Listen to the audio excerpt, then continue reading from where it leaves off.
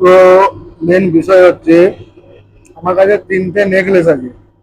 তিনটে নেকলেসের মধ্যে দুটো ডিজাইন, এই দুটো ডিজাইন ওকে, আর এই যেটা বানিয়েছে না, হ্যাঁ, তো এইটা মিস্টেক করেছে। তো এখনকার কারিগর দেখানে না, ভাবে আমরা বিশাল কিছু শিখে গেছি, ঠিক আছে, আর তো কিছুই জানে না। এই যে নেকলেসটা দেখছো, এই নেকলেসটা পুরো একদম স্টিক বানিয়ে দিয়েছে, তাহলে মানুষ গলায় পড়বে এরকম হয়ে থাকবে, মানুষ পড়বে তো এরকম হবে, এটা বেচছেই না।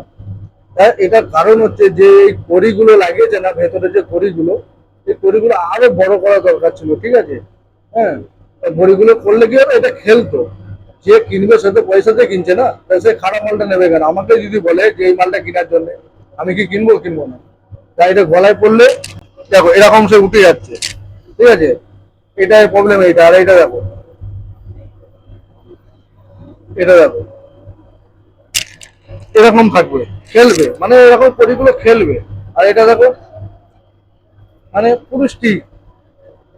হ্যাঁ, তো ওইসব কারিগর গুলোকে বলবো যে নিজেকে অত বড় ভেবো না, ভালো করে এখন কাজ শেখো, ঠিক আছে। এটা তোমাকে বললে হয়তো তুমিও কিনবে না। এরকম ছোট ছোট প্রবলেম আমি তুলে ধরবো, ঠিক আছে। তা শেয়ার করো যাতে আরো 5 জন দেখতে পারে, শোনাওয়ালারা, ঠিক আছে।